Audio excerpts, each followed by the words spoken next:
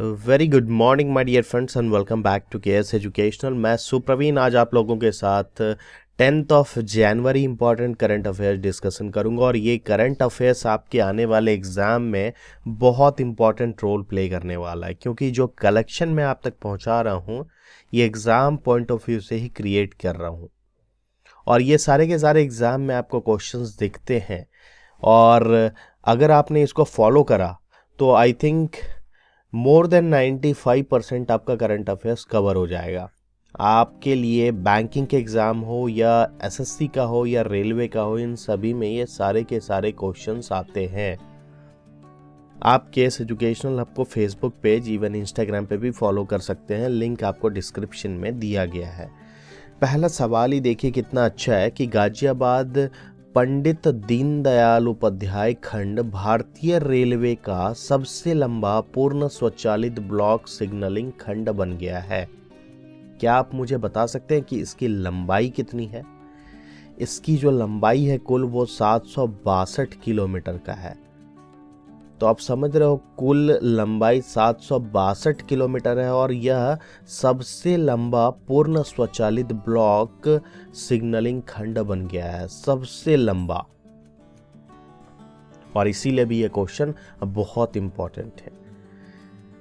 किसने एक सहयोगी और प्रायोजित अनुसंधान परियोजना के लिए भारत प्रौद्योगिक संस्था Indian school of mines Dhanbad के साथ एक समझौते ज्ञापन पर हस्ताक्षर किया है?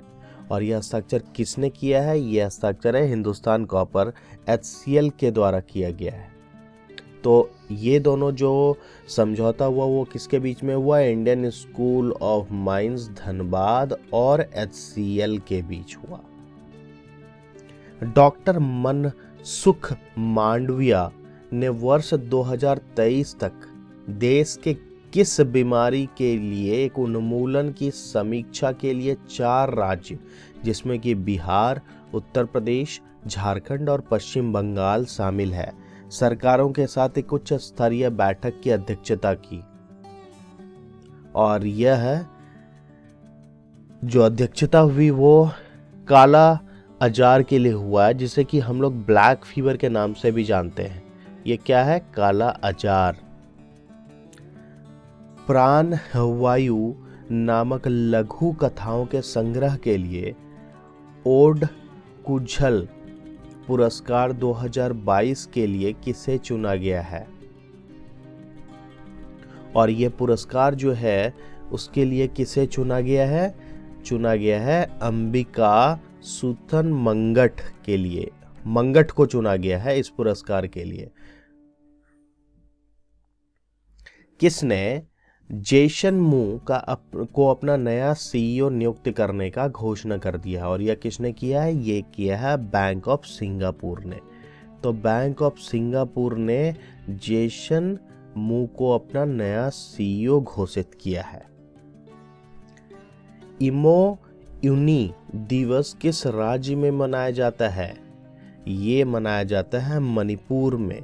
एक्चुअली मणिपुर में मेइतेई सांस्कृतिक अनुसंधान के अंतर्गत यह पर्व मनाया जाता है, यह दिवस मनाया जाता है। चुनाव आयोग द्वारा बिहार के लिए स्टेट आइकन किसे नियुक्त किया गया है? चुनाव आयोग ने बिहार के स्टेट आइकन के लिए मैथिली ठाकुर को नियुक्त किया है।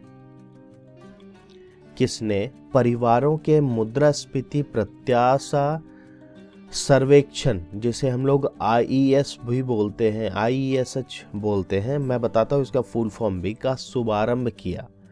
और यह RBI के द्वारा किया गया। एक्चुअली इसका उद्देश्य ही होता है कि व्यक्तिगत खपत बास्केट के आधार पर मूल्य उतार चढ़ाव और मुद्रास्फीति के व्यक्तिपरक आकलन पर नजर रखना। और जिसे IESH मैंने बोला, इसका फुल फॉर्म होता है inflation expectation survey of house hold. तो अगर यह फुल फॉर्म आपसे पूछ लिया जाए तो यह आपको बताना पड़ेगा। प्रतिवर्ष विश्व हिंदू दिवस कब मनाया जाता है? प्रतिवर्ष विश्व हिंदू दिवस 10 तारीख को मनाया जाता है और 10 जनवरी हम लोग विश्व हिंदू दिवस मनाते हैं। और इस बार जो 2023 में विश्व हिंदू दिवस का थीम रखा गया है वो है हिंदी को जनमत की भाषा बनाना बगैर उसकी मातृभाषा की महत्ता को भूले। ये इस बार का आपका थीम है। तो जो अब तक इम्पॉर्टेंट डेज हम लोगों ने देखा है वो क्या है? विश्व हिंदी दिवस 10 जनवरी, 9 जनवरी प्रवासी भारतीय दिवस है, विश्व युद्ध अनाथ दिवस 6 जनवरी और विश्व ब्रेल दिवस 4 जनवरी, 1 जनवरी को विश्व पारिवारिक दिवस हम लोगों ने देखा।